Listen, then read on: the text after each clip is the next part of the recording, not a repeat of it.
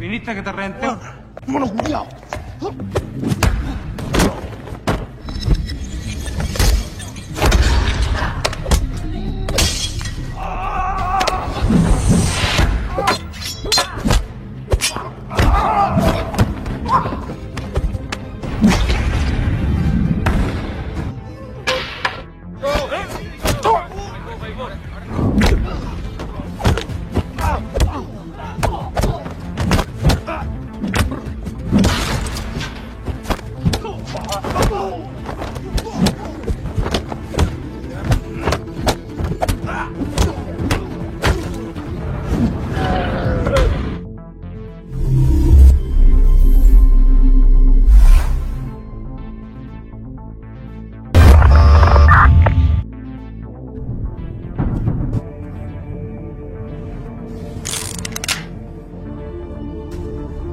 Film diawali, memperkenalkan kita dengan John, seorang pembunuh bayaran brutal, yang sekarang tengah dalam persembunyian, di sebuah desa pesisir terpencil.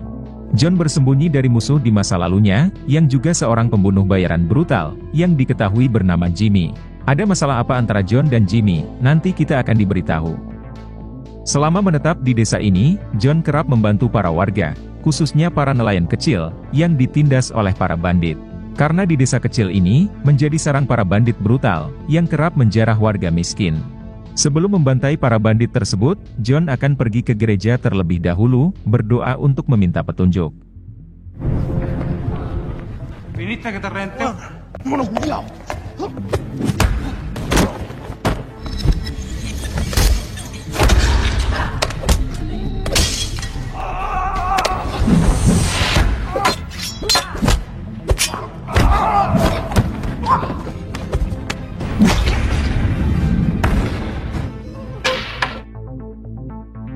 Pada suatu hari, saat sedang fokus berdoa, John melihat Tony, tetangganya yang seorang nelayan, bertingkah sangat mencurigakan. Si nelayan yang bernama Tony ini, terlihat sedang menyembunyikan sebuah tas, di dalam gereja tersebut. Penasaran dengan apa yang terjadi, John lantas mengikuti Tony, yang sedang mengarah ke pelabuhan, dan bersiap akan pergi melaut. Namun tak lama kemudian, beberapa orang gangster muncul, dan langsung menghajar Tony. Mereka menginterogasi Tony, terkait sebuah tas, yang Tony temukan, saat ia tengah menjaring ikan di laut.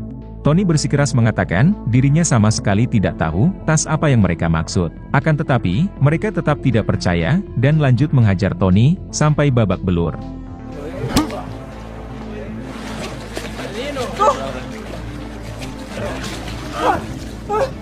Setelah puas, mereka lantas meninggalkan Tony, yang sudah terkulai lemas. Kemudian, John menolong Tony, dan membawanya ke sebuah rumah terdekat, untuk diobati lukanya. Pemilik rumah ini, ternyata adalah seorang janda anak satu, yang diketahui bernama Lucy. Diketahui kalau anak Lucy, tengah mengidap penyakit kanker. Lucy membutuhkan uang yang banyak, untuk biaya pengobatan anaknya tersebut. Akan tetapi, Lucy yang seorang pembantu rumah tangga, belum punya uang yang cukup, untuk membiayai pengobatan si anak. Setelah lukanya diobati, John lantas bertanya kepada Tony, siapa orang-orang tadi, yang menghajarnya sampai babak belur, dan apa tujuan Tony, mendatangi gereja tadi. Tony menjawab, dirinya mendatangi gereja, tak lain untuk berdoa, meminta agar dijauhkan dari para gangster, yang terus saja mengganggunya. Para gangster itu menuduh Tony, menemukan tas milik mereka, saat menjaring ikan di laut. Tony sudah berkata jujur, kalau dirinya, sama sekali tidak tahu, terkait tas apa yang mereka maksud. Namun mereka tetap tidak percaya, dan terus saja mengganggu Tony. John yang kasihan dengan tetangganya ini, lantas berjanji kepada Tony. Kalau mulai besok, para gangster tersebut, tidak akan lagi mengganggu Tony. Ternyata John berniat, akan membantai para gangster tersebut.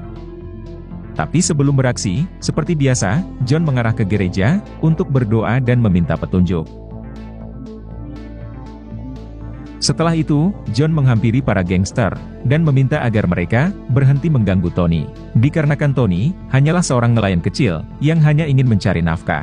Dinasehati secara baik-baik, para gangster ini malah emosi, dan berniat ingin menghabisi John. Sehingga dengan senang hati, inilah yang John perbuat.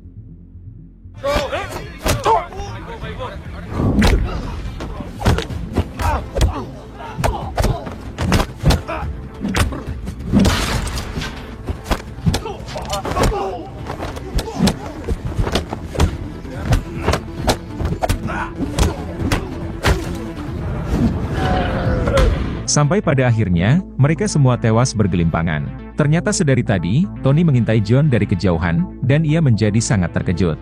Ia sama sekali tidak menyangka, John adalah sosok yang sangat brutal. Tony yang panik dan ketakutan, kembali ke rumah Lucy, untuk bersembunyi. Sedangkan John sendiri, kembali ke gereja, untuk memohon ampun, atas aksi brutalnya tadi. Saat dalam perjalanan pulang, John melihat kelompok gangster bersenjata, yang tengah mencari keberadaan Tony. John sempat berpapasan, dengan tangan kanan si bos gangster, yang diketahui bernama Martin. Di sini John berusaha, untuk bersikap tenang.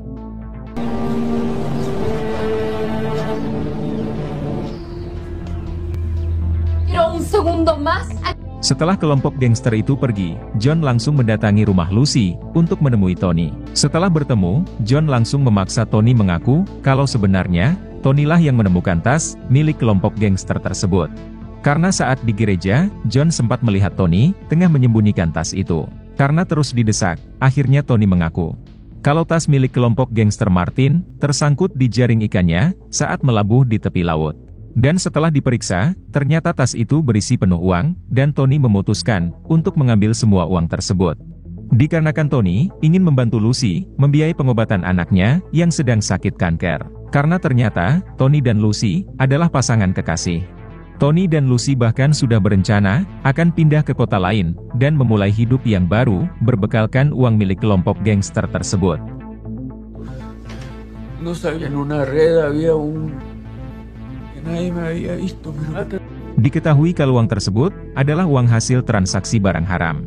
Kelompok gangster terpaksa mengubur tas uang tersebut di tepi pantai demi menghindari kejaran polisi angkatan laut. Akan tetapi, tas uang tersebut malah hanyut dan tersangkut di jaring Tony, yang memang biasa melabuh jaring ikannya tak jauh dari lokasi tas uang itu dikubur. Setelah mengetahui cerita yang sebenarnya, John langsung membawa Tony bersembunyi di sebuah goa.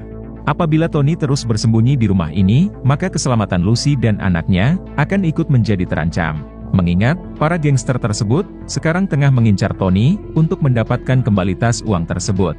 Setelah itu, John meminta Tony memberitahu di mana alamat markas kelompok gangster tersebut.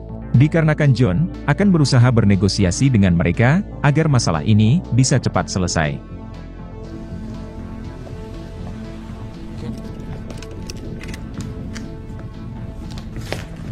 Singkat cerita, John tiba di markas Martin, dan ia langsung dikepung dari segala arah, sembari ditodongi senjata. Akan tetapi, John sama sekali tidak terlihat gentar sedikit pun. John mengatakan, tujuannya datang ke sini, bukanlah untuk membrutal, tetapi membawa bendera damai. Yaitu untuk menyerahkan tas uang tersebut, tapi dengan sebuah syarat, Martin harus berhenti mengganggu Tony. Mendengar kesepakatan itu, Martin pun langsung menyetujuinya. Kemudian John memberitahu, kalau tas uang tersebut, Tony sembunyikan di dalam gereja. Mengetahui akan hal itu, Martin langsung mengajak beberapa anak buahnya, untuk mengambil tas tersebut. Sedangkan sebagian anak buah yang lain, tetap berada di markas, untuk menyandra John. John baru akan dilepaskan, apabila tas tersebut, sudah ada di tangan Martin. Singkat cerita, Martin dan anak buahnya, tiba di gereja tersebut. Namun setelah gereja itu digeledah, Martin tak menemukan tas tersebut. Merasa telah dikadali, Martin langsung menghubungi anak buahnya, untuk segera menghabisi John. Akan tetapi, John yang seorang pembunuh bayaran pro, dengan mudah berhasil membalikan keadaan, dengan membantai mereka semua.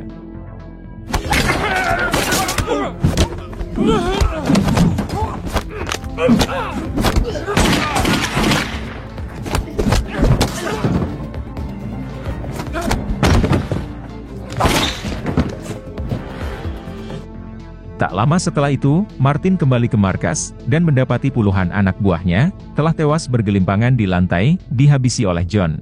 Dari sini akhirnya Martin sadar, kalau John, bukanlah pria sembarangan. Kemudian, Martin menelpon bos besarnya, yang diketahui bernama Carlos.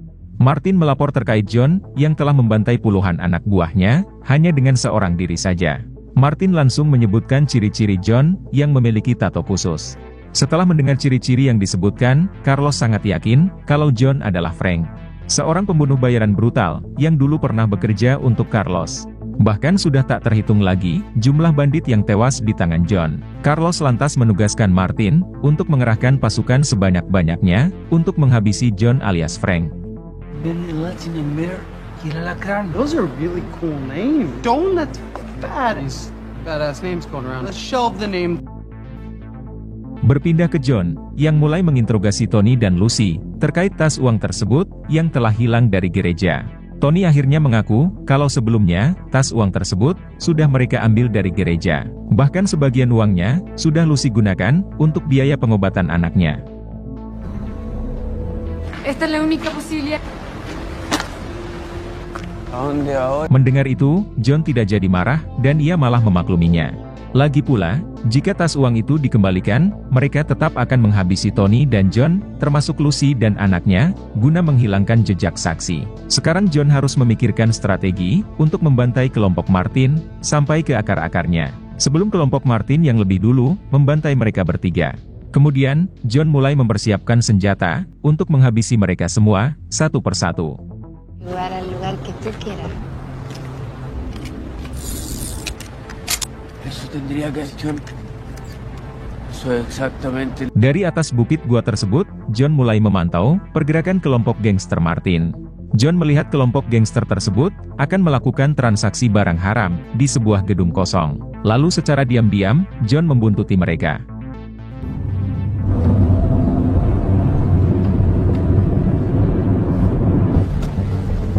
Namun sialnya, John dipergoki oleh tangan kanan Martin, yang ternyata merupakan seorang petarung handal, dan terjadilah duel sengit di antara mereka berdua.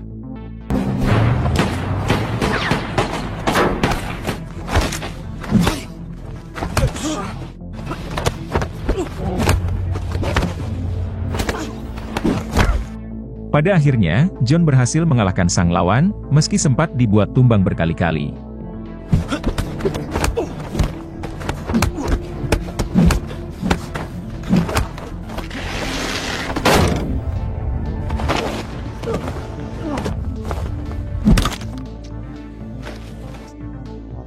Setelah itu, John kembali ke tempat persembunyian. Lalu di malam harinya, John curhat kepada Lucy, terkait masa lalunya yang kelam. Beberapa tahun yang lalu, istri John yang tengah hamil, dihabisi oleh Jimmy, yaitu musuh bebuyutan John, yang juga seorang pembunuh bayaran brutal. Diketahui kalau sampai sekarang, Jimmy terus memburu John. Berpindah ke Jimmy, yang telah mendapat info, terkait keberadaan John, yang bersembunyi di sebuah desa pesisir terpencil. Informasi itu Jimmy dapat dari si bos gangster, yaitu Carlos. Carlos sengaja memberitahu Jimmy, agar si pembunuh bayaran tersebut, segera menghabisi John. Akan tetapi, Jimmy justru malah mendatangi markas Carlos, dan membantai semua anak buahnya. Sebab Jimmy tidak ingin, mereka berhasil menghabisi John. Karena Jimmy sudah bersumpah, akan menghabisi John dengan tangannya sendiri. Tak lama setelah itu, Martin mendatangi markas, dan mendapati para anak buahnya, telah tewas dihabisi. Di sana Martin menemukan peluru, yang berlambang kalajengking. Peluru khas yang biasa Jimmy gunakan, untuk membantai para targetnya. Martin langsung mendatangi Carlos, melapor terkait Jimmy, yang telah membantai para anak buahnya. Mengetahui akan hal itu, Carlos akhirnya menyesal, telah melibatkan Jimmy, dalam misi menghabisi John. Bukannya menyelesaikan masalah, keterlibatan Jimmy, justru menambah masalah baru. Sekarang mereka tidak hanya diburu oleh John, tetapi juga diburu oleh Jimmy, untuk dihabisi satu persatu. Listen, Beatrice, hermanos, I feel it in mi corazón. Di malam harinya, Jimmy menyambangi gereja, untuk melacak keberadaan John, musuh bebuyutannya tersebut. Di keesokan paginya, John kembali mendatangi markas Martin, dan mulai membrutal, membantai mereka satu persatu.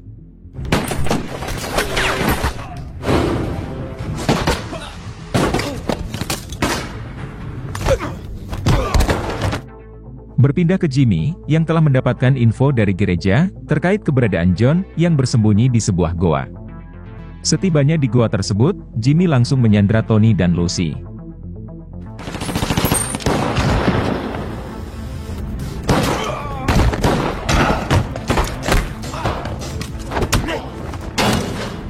Berpindah ke John, yang harus berhadapan dengan Martin. Namun dengan begitu mudah, John berhasil menghabisi Martin.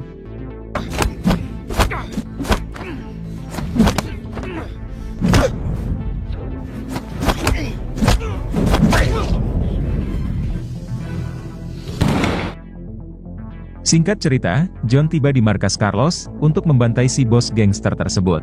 Namun ternyata, Carlos telah lebih dulu dihabisi oleh Jimmy. Jimmy yang masih berada di sana, langsung menghantam John sampai pingsan. Setelah tersadar, John sudah berada di dekat gua persembunyian. Di sana juga sudah ada Tony dan juga Lucy. Akhirnya kita diberitahu, motif Jimmy ingin menghabisi John, tak lain adalah balas dendam. Dikarenakan John telah tanpa sengaja menghabisi anak sematawayang Jimmy yang baru berusia 7 tahun. Pada malam itu, John mendatangi rumah Jimmy untuk membantai musuhnya tersebut. Tapi tembakan John meleset dan malah mengenai anak Jimmy.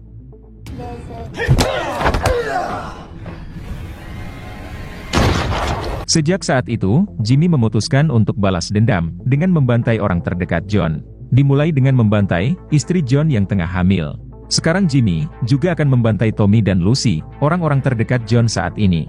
John sebenarnya sangat menyesal karena telah menghabisi anak Jimmy. Meskipun hal itu terjadi karena ketidaksengajaan. Itulah alasan John enggan membalaskan dendam atas kematian istrinya yang tengah hamil itu yang dihabisi oleh Jimmy. Karena John, kematian istrinya tersebut adalah balasan yang setimpal atas kematian anak John. Dan seharusnya, keduanya sudah sama-sama impas. Akan tetapi, Jimmy belum bisa tidur nyenyak sebelum berhasil membantai John dengan tangannya sendiri. Kemudian, Jimmy langsung menghabisi Tony dan bersiap akan menghabisi Lucy.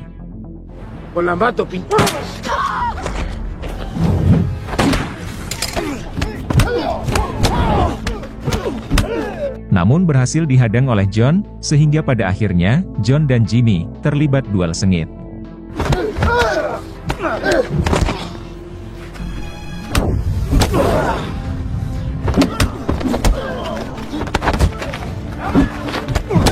John yang lelah dan terluka, berhasil ditumbangkan oleh Jimmy, sampai berkali-kali. Namun dengan tekad yang kuat, pada akhirnya, John berhasil melumpuhkan Jimmy.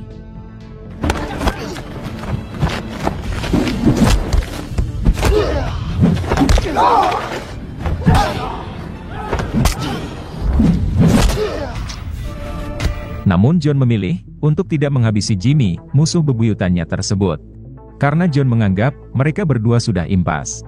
Akan tetapi, Jimmy malah merasa terhina karena dikasihani oleh John, musuh bebuyutannya tersebut. Sampai pada akhirnya, Jimmy memutuskan untuk mengakhiri hidupnya sendiri. Kemudian, film pun selesai.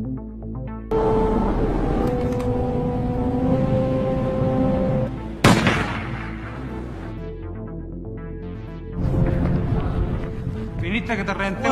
Vámonos, culiao.